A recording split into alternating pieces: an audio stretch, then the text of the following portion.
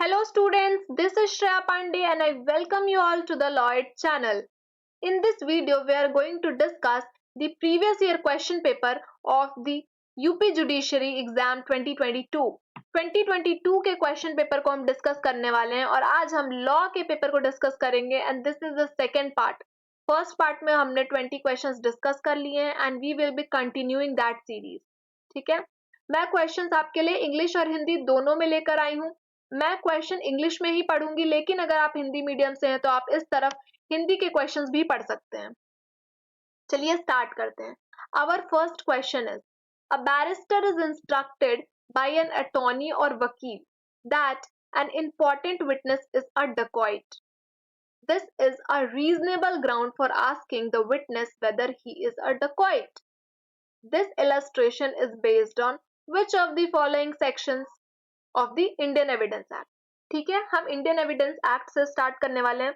Last video में हमने 15 questions TPA के देखे थे और उसके बाद हमारा एविडेंस एक्ट शुरू हो गया था. ठीक है, option A section 149, option B section 153, option C section 147 और is it option D that is section 145. And the correct answer to this question will be option number A, that is section 149 के illustration में ये बात ditto दी गई है कि जो barrister होते हैं, बैरिस्टर को ये इंस्ट्रक्शन मिली एक अटॉर्नी या वकील से कि जो उनका एक इंपॉर्टेंट विटनेस है वो तो एक डेकॉइट है, तो ये एक रीजनेबल ग्राउंड हो जाएगा उस विटनेस से पूछना है कि क्या वो डेकॉइट है. That means section 149 is the correct option.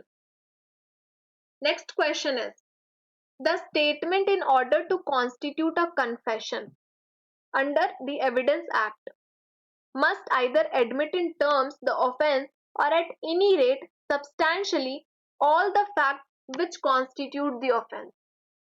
अगर हम कन्फेशन की बात करें, कन्फेशन का मतलब होता है एडमिशन ऑफ अ गिल्ट, और इसके लिए बहुत ही इंपॉर्टेंट केस है that is Pakala Narayana Swami versus emperor का केस. और इसमें कहा गया था a statement in order to constitute a confession under the evidence act must either admit in terms the offence और at any rate substantially all the facts which constitute the offence.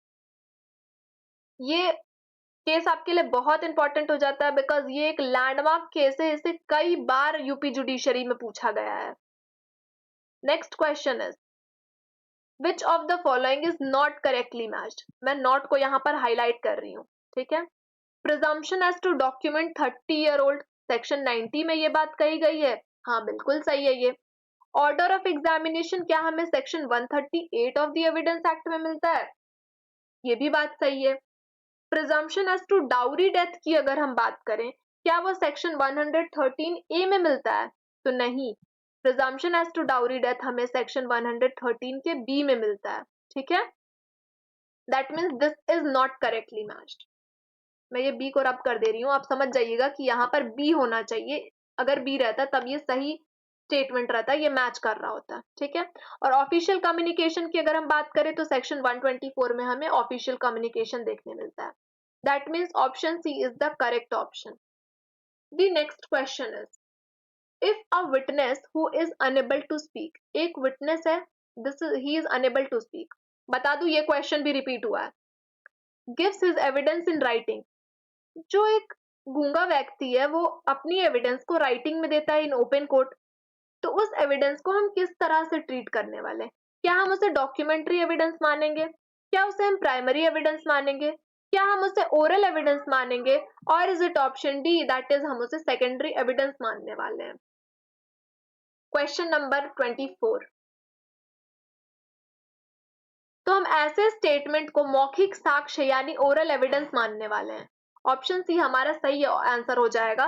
And इस statement के बारे में हमें देखने मिलता है section 119 में. ठीक है, 119 of evidence act. Okay, next question is, read the following statements carefully and आपको बताना है असर्शन और उसका रीजन क्या दोनों ट्रू है या दोनों स्टेटमेंट सही है गलत है क्या. सी, presumption of legitimacy of child is governed by section 112 of the evidence act. क्या ये सही स्टेटमेंट है? And second statement is Narendra Nath Pahadi versus Ram Govind Pahadi is the leading case on the legitimacy of child born during the continuance of a valid marriage. तो option A तो हमारा सही है, ठीक है, और मैं बता दूं ऑप्शन बी भी सही है. That means the correct answer to this question will be option number C, that is both A and B are true. Narendra Nath Pahari का जो केस है ये एक इंपॉर्टेंट केस रह चुका है 1970s का. Okay, and this discusses about the legitimacy of child born during the continuance of a valid marriage. ठीक है. Next question is presumption as to electronic record of 5-year-old.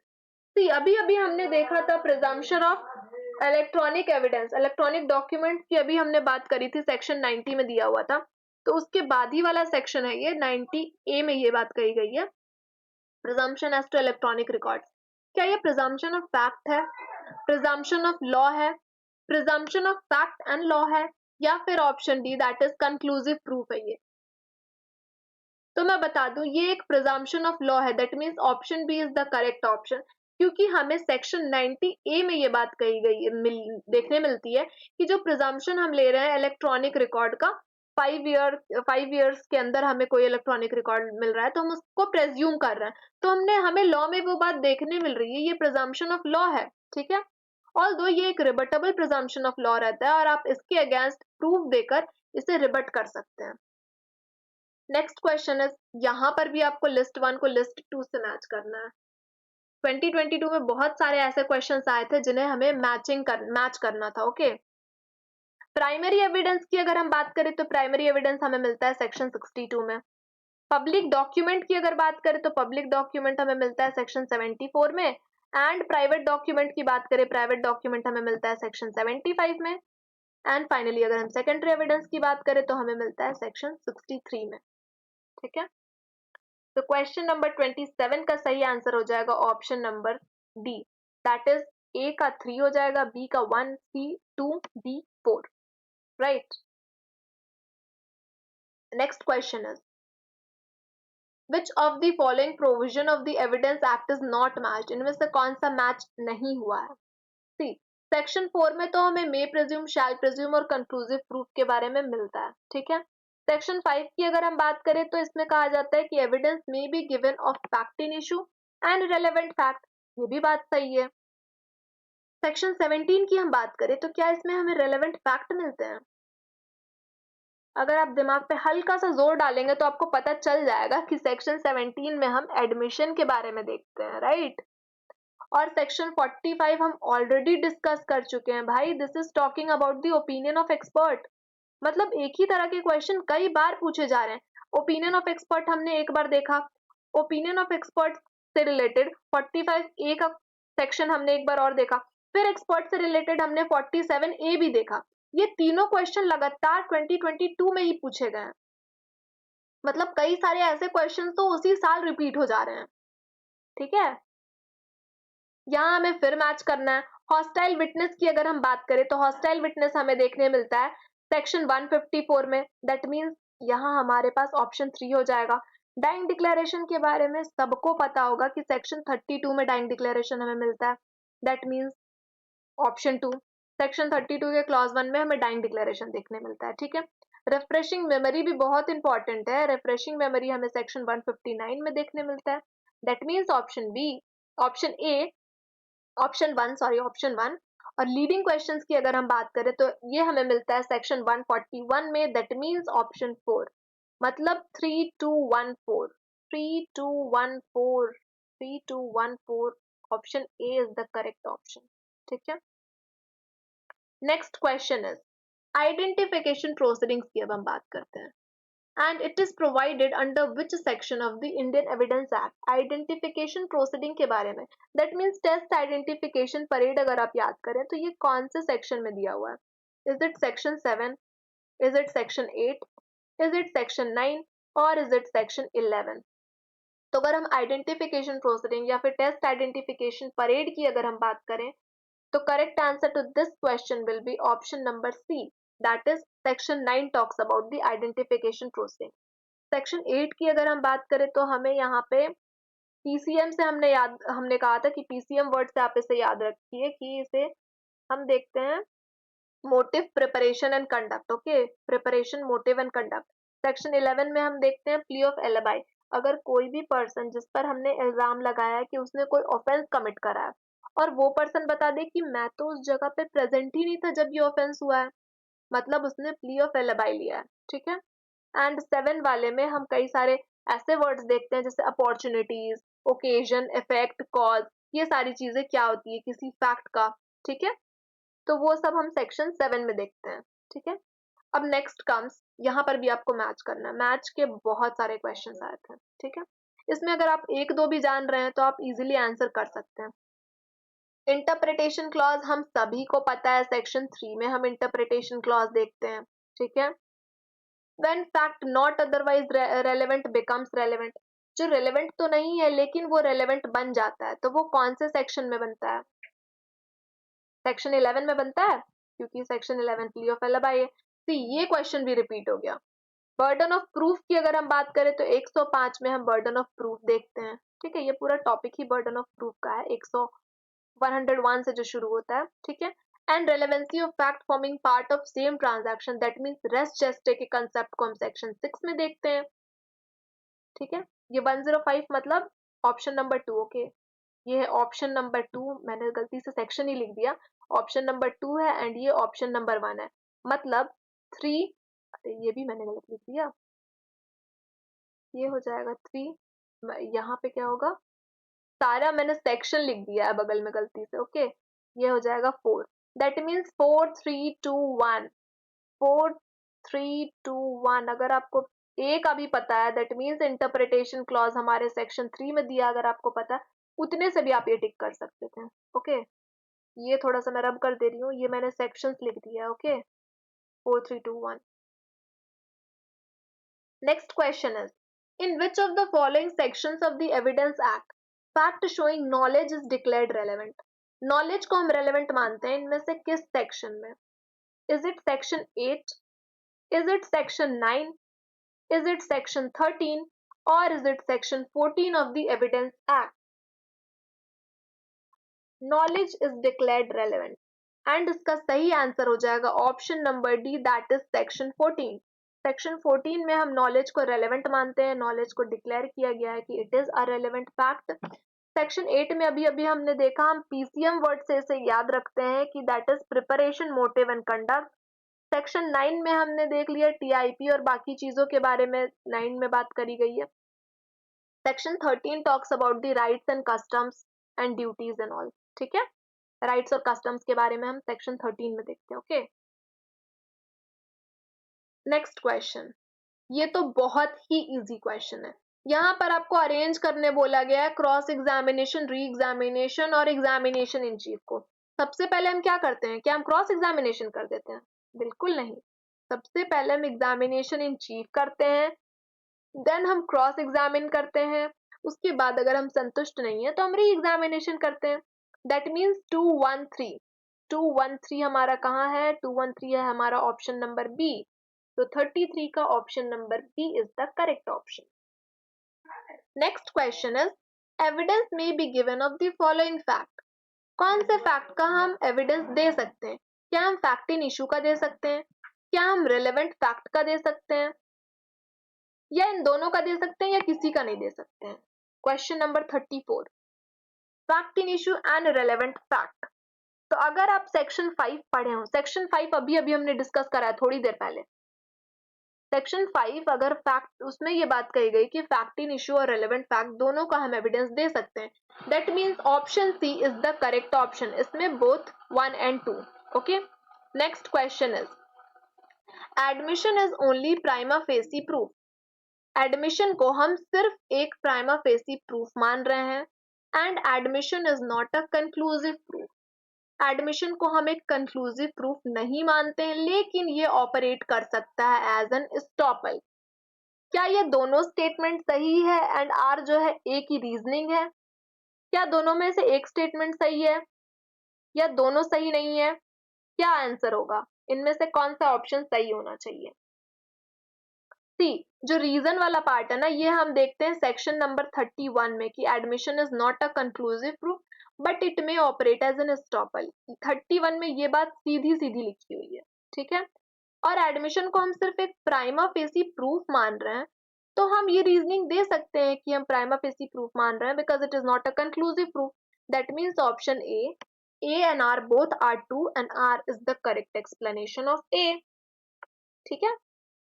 Next question is cardinal principle of criminal law that is nullum criminala poena sine lege। इसका क्या मतलब होता है? सी evidence complete हो गया है, 15 क्वेश्चंस मतलब एविडेंस से आए थे एग्जाम में, ओके। इसके बाद हम देख रहे हैं आईपीसी की शुरुआत हो चुकी है, ठीक है। Cardinal principle of criminal law ये हमारा मैक्सिम है नलम क्रिमिनला पोएना सिने लेगे। इसका क्या मतलब होता है? Sorry. Option A, no crime of punishment can exist without pre-existing criminal law. Option B, a man is presumed to be innocent until proven guilty.